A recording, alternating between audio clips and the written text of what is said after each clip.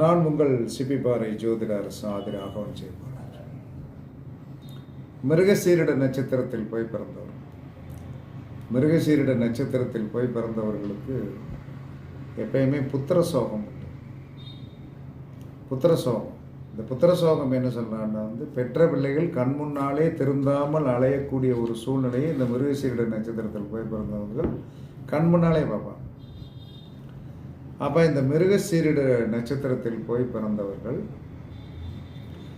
என்ன மந்திரம் சொல்லணும் அப்படின்னா, ஓம் நவோ நவோ.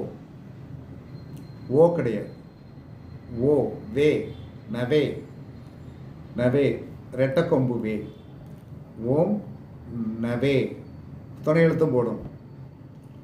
ஓம் நவே நவே நமக.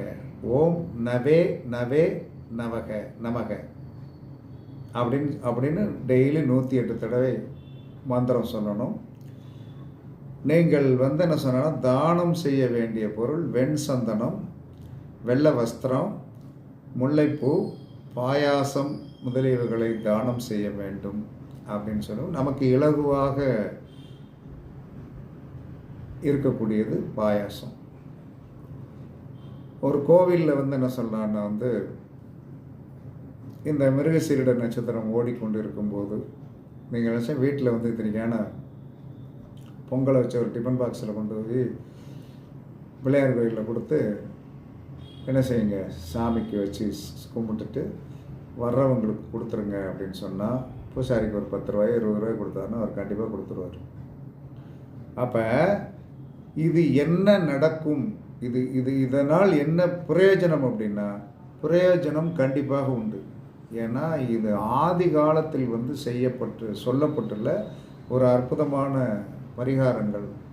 அப்போ அந்த ஆதி காலத்தில் சொல்லப்பட்டுள்ள இந்த பரிகாரங்களை நாம் செய்யும்போது மிருகசீரிட நட்சத்திரத்தில் போய் பிறந்தவர்களுடைய சஞ்சலங்கள், கஷ்டங்கள், பிரச்சனைகள், யாருக்கு என்ன பிரச்சனை வரும், பிள்ளைகளால் தான் வரும், வேற ஒன்றும் வராது.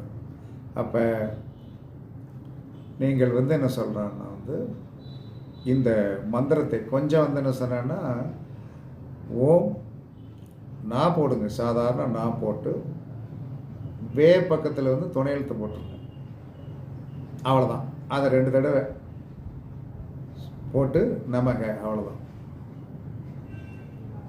அப்போ என்ன சொன்னேன்னா உங்களுக்கு ஈஸியாக இருக்கும். வெண் சந்தனம் இன்றைக்கி ஈஸியாகவே என்ன சொல்கிறேன்னா பாயாசம் தானம். கண்டிப்பாக உங்களுடைய வாழ்க்கையில் பெரிய மாற்றங்கள் வருவதற்குண்டான வாய்ப்புகள்